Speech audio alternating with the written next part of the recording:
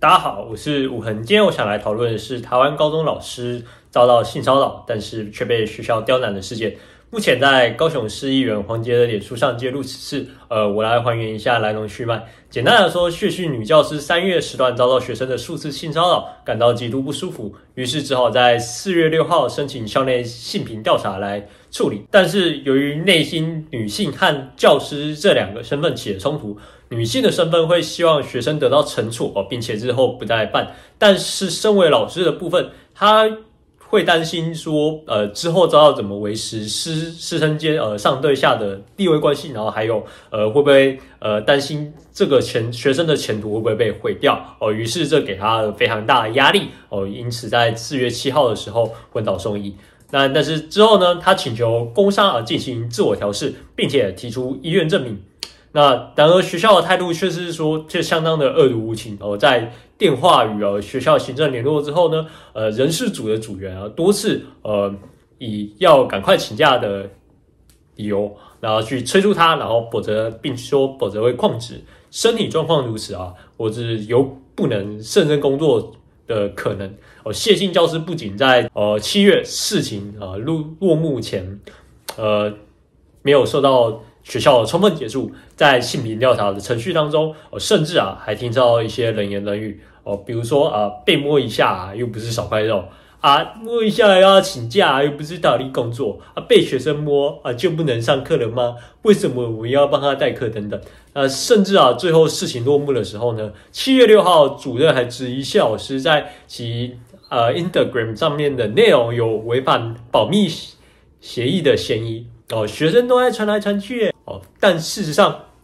老师的 Instagram 上面的内容完全没有相关的资讯学生在传只是因为他们早就看在眼里。面对主任这样的质疑，谢老师再也没办法承受只好向高雄市议员黄捷澄清。你以为这样就完了吗？没有事情爆发之后呢，在靠北校正这个版上面有大量抹黑谢姓老师的匿名攻击文章，看起来非常像是这所高中教职员所放出来的风声比如这篇最近的事件虽然它是正式不是代理事件和校正关联不大，但是追了几次，我来说说观后感科内排挤和性平事件应该分开来看性平事件美角太多了且校内有结论和惩处的就暂且不论身为和谢老师同科的非为小代理，今年有幸考上正式，资料来源都是谢老师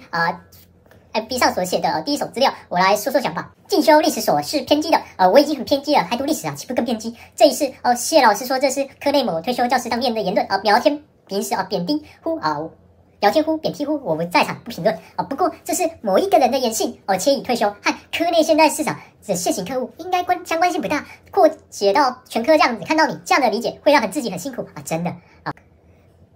我上层文化教材种子教师的公文被挡下，我太自以为是了吧这是科内去运作去挡你了吗如果是科内该被你谴责指责，若不是被行政推诿怠惰您可以怨对行政，但若又把这件事情怪迁入给科内，好像也怪怪的。我也没资格指导学生得闽南语竞赛第1名吧您有自述和学生有误会但后来他都没找你指导练习了，我不知你前面的指导的师生有多少但您也自述说后来都是另外一位老师指导而获奖您能获得许多学生的喜爱，和这一位参赛选手的误会也好心结也好，或是学生本身问题别扭拿翘之类的，那就是选手的问题了吧他造成的您和同科后来指导导师的心结但事实结果的确不是您指导而获奖的，不是吗？您是觉得这件事情不能还是不能拿出来被说身为同科老师，我看到大多数的国英数理等节数多且重要的共同科，基本上大家除了讲述内容时的表现和教法不同之外，课本考卷相同大家的命题和评分标准才能公平，这些不是基本中的基本吗？除此之外还能还愿补充更多，购买更多书籍，那才是属于自主的部分，不是吗？否则教学进度表的拟定、段考范围时人的排定意义何在？公平性何在？虽说教师专业自主，但我在各校流浪看到共同科的经验，想要来点不一样的市场，还是会尊重的询问科内在人家不知情的情况下先做了，科内和校方觉得被突袭，你也再来被纠正指责，事件一多，难免觉得被针对。但事前您是否忽略了和科内知会或沟通的这一道手续呢？尤其是课程进度没上完，课次顺序和教学进度不一致，买不同的教科书，这些若是先斩后奏，甚至没错，对科内对学校而言，实在是会是相当大的困扰，不是吗？只要有您的或别班学生投诉，这些分数和结束的确是会影响到繁星或是推升等等的状况。流浪经验虽不长不多，但是看到学校共工科的情况，再看到您被排挤或者是针对经历，很难理解科内和您的沟通近乎为零。而您要做出特殊行动时，似乎也没有尊重询问过科内，完全认为教师专业自主，这实在是陷校方和科内于极大的风险之中啊！总结，不要把制作主张包装成专业自主。还有这一篇同样的事情，从不同的人口中讲出来，就会变成不一样的故事。我觉得够了。我是圈外人，但我一个朋友刚好是这个学校的人，所以研究了一下。我觉得这个粉丝页很妙，人家讲什么都信。他说他被集体霸凌，我们就相信了；他说这个学生是恶魔，我们就相信了；他说学校故意搞他，我们就相信了。请问证据在哪里？有录音吗？有文字记录吗？没有，一切行动都是他说的。同事都霸凌他，排挤他，大家都讨厌他。即使是他讨厌别人，他因为受不了别人的闲言闲语八卦，所以跑去自己躲起来。其实他自己霸在研究室，一个人在那边享受私人空间，很多会议协调他又不参与。你觉得人家不会讲他吗？他说人事3番2次调查他，要他拿出证明才可以请假，这哪里有问题？难道请假不用医院证明吗？如果一个学生一直不交作业，你一直催他交作业，这个叫做你3番2次刁难他吗？他说他饱受性骚扰的痛苦，而学生却没事，怎么会没事？不是寄过家辅导了吗？你们一直要这个学生死，在巧妙的文字去煽动学生的，在巧妙地文字煽动学校的学生去肉收这个学生，你不是在煽动集体霸凌吗？学校打电话过来要他承担泄密的责任，学校是怎么说的？你有录音吗？学校是好言提醒你，还是咒骂你？你说你和这些学校的所有人，你会把他们的名字一一记住相信我，大家也会记住你有多难搞。整个教育体系有行政系统官僚制度，有很多问题，这是每一间学校都会有的状况。但是你不应该放大你个人的情绪。这2年疫情的关系，学校行政非常的辛苦，人家真的没有空去讲你的八卦，去害你，去搞你，也没有空去处理你的情绪。这个人已经生病了，而且病得不轻，整间学校都是恶魔，就只有你一个人是圣女，我也是醉了。但我希望这个粉丝页不要再继续煽风点火，对这位老师只有更加伤害，没有任何实质帮助。如果你们想等着看好戏，比如学生拿刀子在教室乱砍同学的类似情节，那就请继续，脑袋很好用，不要人家讲什么都相信，去问问里面的人最清楚。结果这文一发出来，学生立刻就坐不住了，立刻回复匿名文。我是这个高中的学生，不敢相信这是自己学校国文老师发文的内容，好生气，气到发抖。那个学生就是恶魔，他不止摸了谢老师，还一直靠近同班同学，还到隔壁班看高一骚扰过的女同学。你能够懂我们女学生有多害怕吗？他拿刀子挥是男学生高一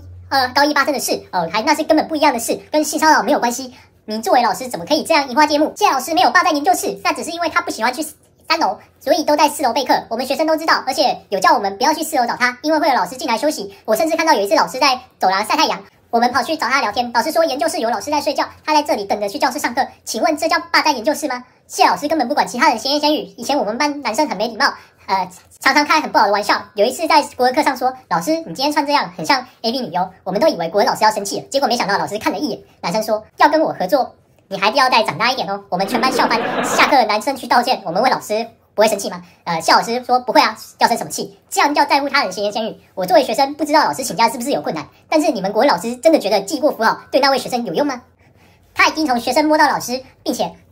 高一拿刀子挥我们，闹跳楼。我们学生在这种环境上上学，原来国文老师们觉得记过辅导就可以了吗？我真的好生气。作为一个老师，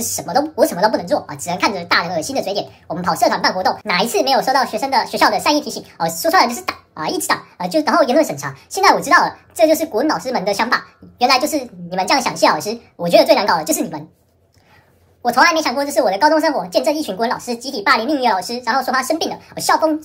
保守封闭，只想每天控制学生，还有跟自己不一样的人。你们这些国文老师在看到别人性骚扰还落井下石，才是真正的恶魔。也有其他学生贴文请托说，想问问看有什么是他们学生可以做的，希望能尽一份自己的力帮点小忙，不想眼睁睁看着自己的老师被欺负。好的，分享到这边，我想整个脉络都很清楚了。